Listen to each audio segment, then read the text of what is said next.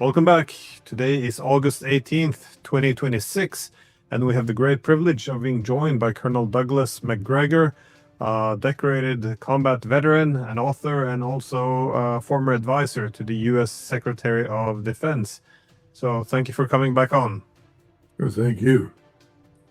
So we appear to be reaching increasingly critical time in the Ukraine war. I think that the latest PR operation of Ukraine turning the tide, it's run out of steam, and reality is setting in. But we see, the Ukrainians aren't really able to intercept any of the Russian missiles anymore. Even the drones are all coming through, and Ukraine is largely now landlocked due to this naval blockade, and many of the very critical front lines are faltering. And again, there's been this gradual escalation throughout this war, but to be honest, the Ukrainian resilience has been kind of impressive, but it has come at a price of throwing all their men into this war and also draining NATO's weapon storages.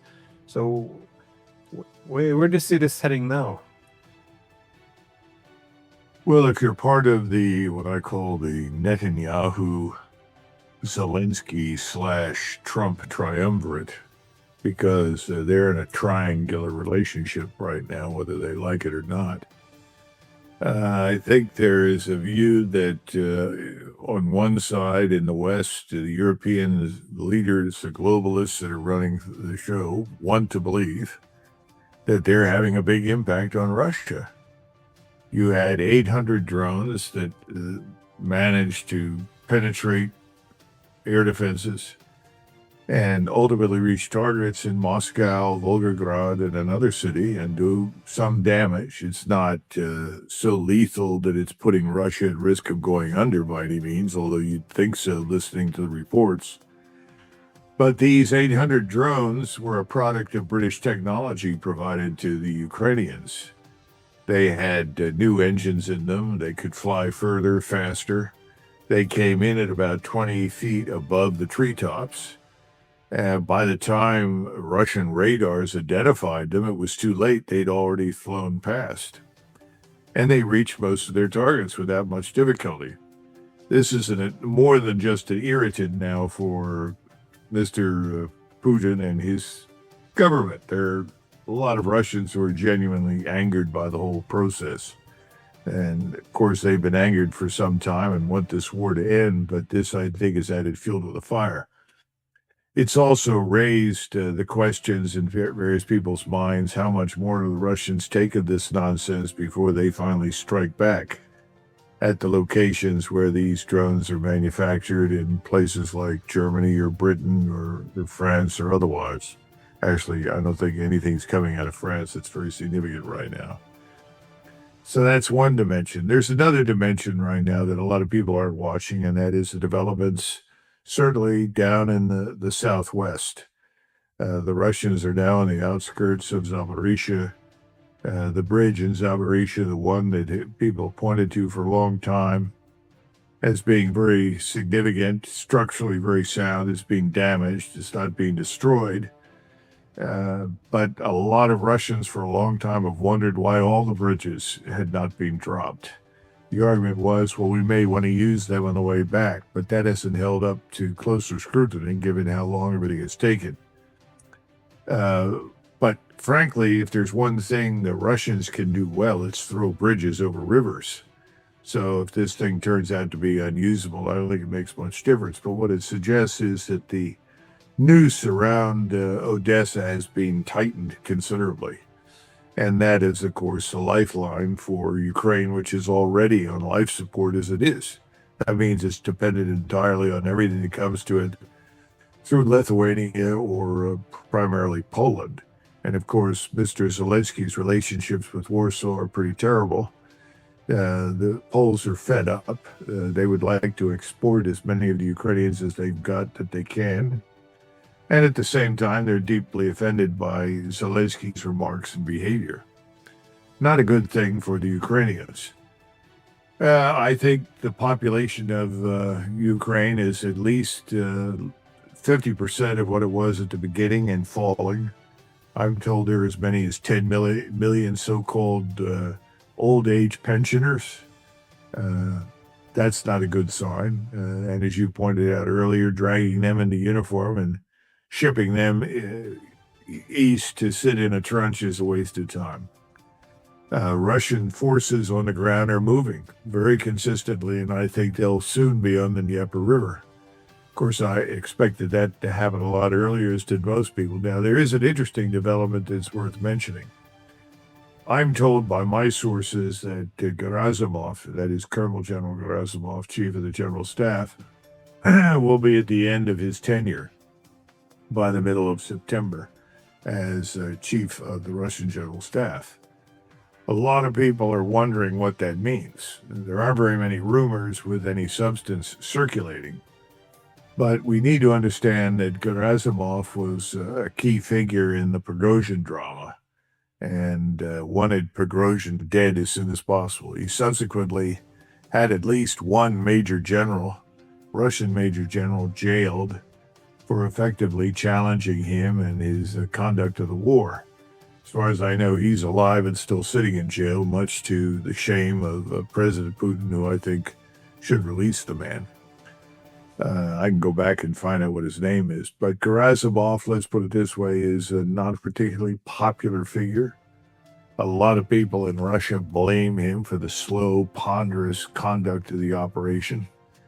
But we have to keep in mind that back in 2021, he was extended for an additional 5 years as Chief of the General Staff, and he's still there, which means that whatever he's done has been comfortable with Putin's outlook. So the question, what happens now? We had all of these speeches that President Putin gave not long ago, insisting, I want an acceleration of operations. I want more offensive action. Everybody gave him a resounding series of applauses. The question is that really meaningful? One source that I trust said, well, there are a lot of people wondering if Surovikin, who is back from Africa and had a very widely publicized and happy office call with Putin, is now going to come out of the dark, step into the light, and become the next Chief of the General Staff. Others have said, no, he's an Air Force officer. That's very unlikely. They'll want another Army general. I don't know, but when this replacement is made, that will tell us a lot about where things are going to go from now on, because Gerasimov has always been associated with a sort of Soviet hangover, the slow, deliberate, methodical way to do business. And that's not something that Putin says he wants. That's not something that the average Russian wants. They want decisive action. So I think when this decision is made, whoever shows up, that'll tell us a lot about where things are headed. But clearly, the Russians are now positioned with all the troops and all the equipment and all the capabilities they need to be very successful. And then finally, this fear of the Europeans entering the war, I don't think it's dissipated, but it has certainly lost some airspeed and altitude. I think there's a growing awareness that the Europeans aren't capable of putting up much and getting much into the fight. In fact, one of my sources tells me that they're more concerned about the use of modernized aircraft, potentially over Ukraine against Russian forces, and they're concerned about any ground force that might show up. And I think it's pretty obvious that since we're having trouble conducting one campaign down in the Middle East against Iran, and we're already running low on all the munitions and capabilities that we would like to have, that our Navy is already overstretched because it's much smaller than it has been in the past. But it's very unlikely that if something were to happen in Ukraine, it would cause that state to finally collapse and Russian forces to cross the Dnieper River, that we would do anything, which means the Europeans would be on their own. And the real question is, would the Europeans do anything beyond what they've talked about? I don't think so. And I don't think so because I don't think the Poles would support it. The Polish population doesn't want it. the government is now sick of Zelensky. And if you don't have Poland firmly in your camp, willing to provide you with a base of operations, forget it. A lot of people don't realize that back in 1981, when they declared martial law in Poland in December, and they put Jaruzelski in charge, I'm talking about Moscow, that within a few weeks there was a Politburo meeting involving Brezhnev and his colleagues, and Kulikov, who was really the Western Theater commander, Soviet commander. They called him the Warsaw Pact commander, but that was always a joke. There was never a building for the Warsaw Pact. The Warsaw Pact was a facade. It was the Soviet armed forces, and then you had non-Soviet forces inside Soviet armed forces. So Kulikov was in command of everything, and he gave a very blunt speech at the time, and he said, any offensive operations by our forces against the West is now impossible. And everybody sort of sat up and looked. Why? Well, very simple. Poland is in disarray. Poland is not a reliable base of support. We have to reckon with a very high possibility that if we were to launch an offensive, that the Poles would hinder it, would obstruct, would disrupt. So until we can be absolutely certain that Poland will be firmly in our camp and order is totally restored, we've got to forget any notion of offensive operations. Now, at the time, that was very sensitive intelligence, but it was true. And what's really funny is that we continued to talk right up until the bitter end, when the Soviet state falls apart, about this imminent Soviet offensive operation. And there was no chance whatsoever for that to happen after 81.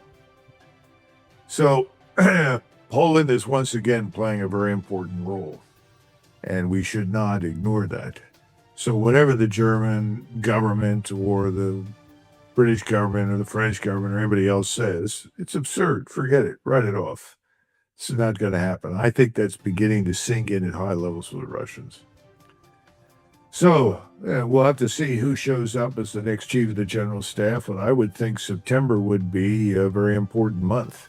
Now, what we don't know is how much rain we're going to get, how muddy and miserable it's going to become. We'll have to wait and see.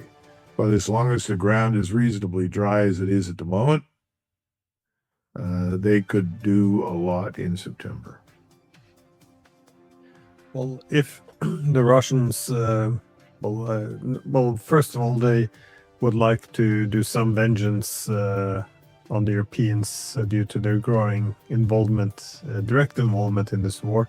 And as you said, they're also doubting that they would want a direct war with Russia.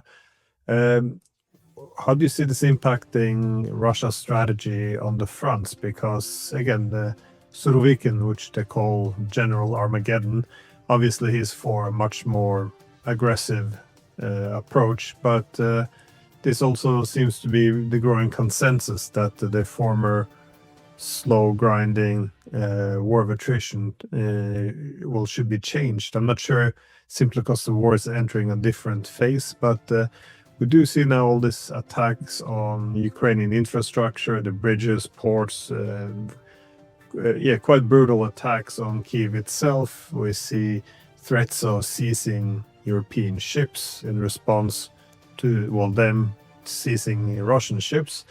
We see the North Koreans possibly entering in a much bigger way in this war. And the Russians are attacking targets which they didn't do before due to collateral damage. And, well, essentially it's becoming much more, I would say, ruthless now. Do you think it's possible that there's a strategic shift where the Russians might be going for a knockout blow towards the end as they see their adversary being weakened? Well, I'm told there are now at least 20,000 North Korean troops in the theater, and there may be more. The North Koreans are anxious to get some combat experience. The Russians are happy to have the additional manpower. But we should also understand that the Russians have a lot of manpower as it is. I mean, their force has grown dramatically, and they are training about 150,000 reserves right now. I do think the Russians smell blood. I think they know that Ukraine is a fatally wounded animal. And they're not so much worried about what the Ukrainians might do as they advance. They're much more worried about the Europeans, obviously, as you point out. But I think the fear that this could result in a larger conflagration is beginning to dissipate. So I think the Russians, who are sick to death of these sort of pinprick operations that have now grown into something more than pinpricks, knife strikes. If you look at the 38% reduction in refining capability and the fact that the Russians have suspended the export of refined oil and, in the form of gasoline, diesel, and other distillates, that suggests there's been an impact. Obviously not on the scale, once again, that the hopeful voices in Washington, London, and Paris and Berlin want to laud. Privately, I think everybody knows it's only a matter of time until Ukraine is dead as a nation state. It's already a zombie. So the question is, what are they going to do next? How much are they willing to do? And I think we're going to find that out with Gerasimov's replacement. That's going to tell us a lot. Because I think it would be wise now, if they're going to take serious action, to do so. But we don't know what else is on President Putin's mind. I would, as an American, my view would be, if they do a great deal now, we cannot do much about it. And Trump knows that, I think. Has that entered into his broader strategic calculus? That I can't tell, but I think he's well aware that, we're not in a position to take on the Russian armed forces over a place like Ukraine. We're stretched very thin right now in too many ways in the Persian Gulf and the Indian Ocean.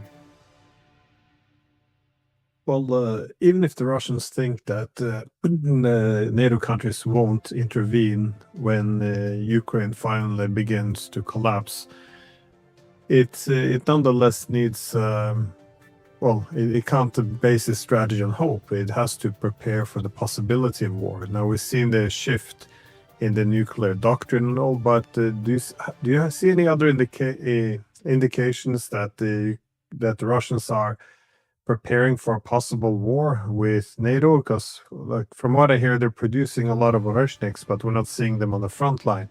They're developing a lot of armored vehicles. We're not seeing them either. Is this for a later stage in Ukraine, or do you think that's intended for us?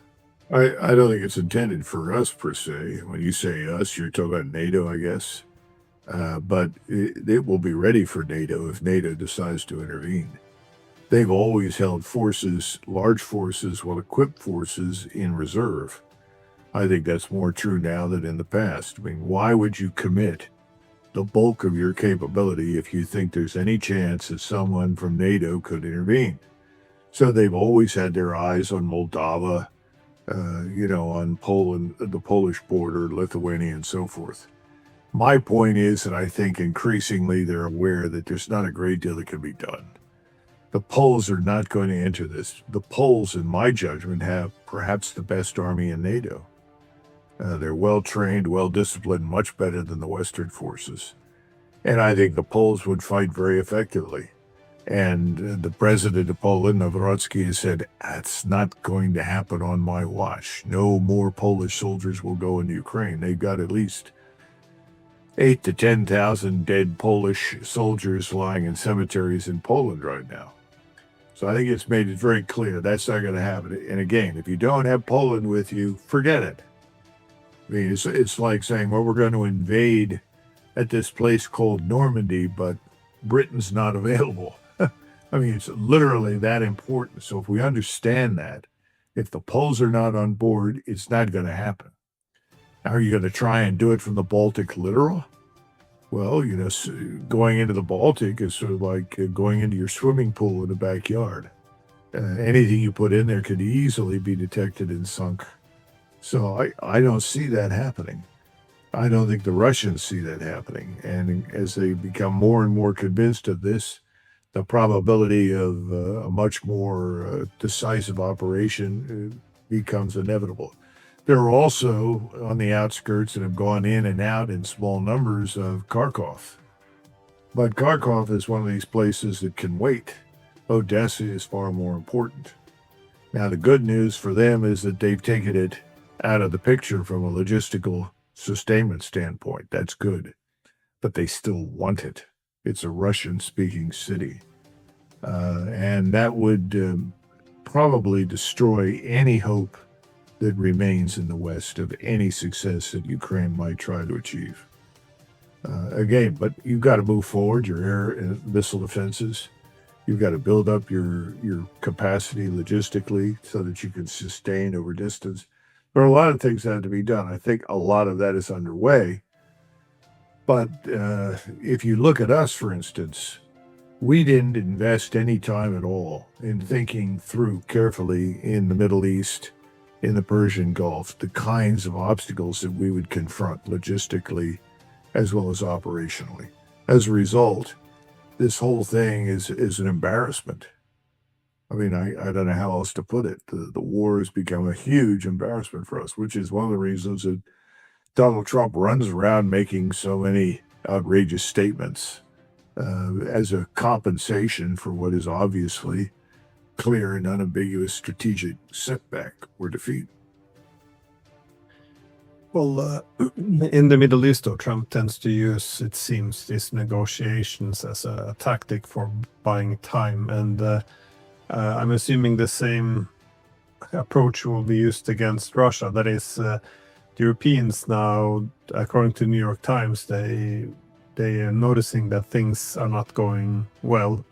Again, this whole optimism from NATO seem to have been based solely on these attacks on the Russian civilian infrastructure. That is wild bears, this e-commerce warehouses. That this is how we measured success essentially. But now that many are recognizing that things are going wrong, there's some reports that the Europeans wouldn't mind the US to restart talks with the Russians. That would be a shift from last year, because then they were quite unhappy of any talks. But of course, the Europeans do not want an actual end to the war. I think the European leaders want a pause so they can reorganize, re-equip, and prepare the Ukrainians for another round in the war. But how do you see the possibility of restarting diplomacy? Because again, it's a bit like with the Iranians. Whenever things go very wrong, there's a tendency to reach out and seek to just start talks, either genuinely or to buy time. Well, if you're a Russian right now at the top and you're working for Foreign Minister Lavrov or President Putin or the current defense minister, the advice I think they would get is, look, set it up, let them talk, but pay no attention and prosecute this war with a vengeance. This is evidence for the weakness that we've identified. Now is the time to exploit it and strike it hard. That's what I think there are many Russians at very high levels telling their leaders. We can talk and talk and talk as long as they like. We know they're not sincere. There's no reason whatsoever for us to trust anything coming out of the mouths of any of the people currently in power. And oh, by the way, we Russians have been patient, waiting for these governments to fall. And clearly the government in Berlin is much, much closer to that than it has ever been before. That's very obvious. And there are a lot of Russians who are watching this carefully, I'm confident. I've already explained that Poland doesn't want anything to do with the war against Russia over Ukraine. Absolutely none. So if you're a Russian, fine, talk. Let's get this on the road and get it done. Now, if you move down to the Middle East or to Persia or Iran, how many times do they have to be lied to before they finally say, well, this is pointless? I think it's over. And if you look at the new leadership, if you go through and look at the individuals who've been appointed to key positions inside Iran, and there are many articles out there, Artem Moini is an expert on this sort of thing, and he could explain in detail the backgrounds. But these are people who are hardly amenable to a negotiated settlement. I mean, these are people who've lost family members going all the way back to the Iran-Iraq War. And we in the United States, we never even bring it up. We don't even mention it. 500 to 750,000 casualties, hundreds of thousands of dead. And most of the people have relatives who fought in that war. It's as meaningful to them as, say, World War II was for us. And I remember when we turned Okinawa, at least the sovereignty issue was resolved, and Okinawa was turned over to the Japanese, and the Japanese then agreed to let us stay. I think that's going to end pretty soon as well. It's a different subject. I think this whole overseas garrisoning construct is going to fall apart. We don't need it. It costs too much, and nobody wants it. But the bottom line is that for the moment, I think the Iranian attitude is screw you. We're not even going to bother talking to you. Now, I understand that Jared Kushner is insisting there are talks at lower levels. I have no idea what that means. And I have learned not to believe anything that he or Netanyahu or Witkoff or Trump say. I mean, I just don't. And then you have this emotional knee-jerk reaction to everything. The South Koreans would not support us in our position on Ukraine or something, and suddenly Trump pulls the plug on a joint exercise that we conduct on an annual basis with the South Koreans. He thinks he's punishing them. The people of South Korea would like us to get out. We've been there long enough. This government doesn't need us, doesn't want us. There is no imminent threat from North Korea because the Chinese will not tolerate it. They will not permit a war on the peninsula. And the Russians aren't going to push it because whatever happens in Asia, they will always defer to Xi, as well they should. So the bottom line is that I don't see any negotiations of any kind making any difference to anybody anymore. And I think an awful lot of that rhetoric is for consumption in the West, consumption at home by people in the United States. I still run into people and say, oh, wow, Trump, he's playing 4G chess. No, he's a genius. You don't understand. He's creating a new architecture.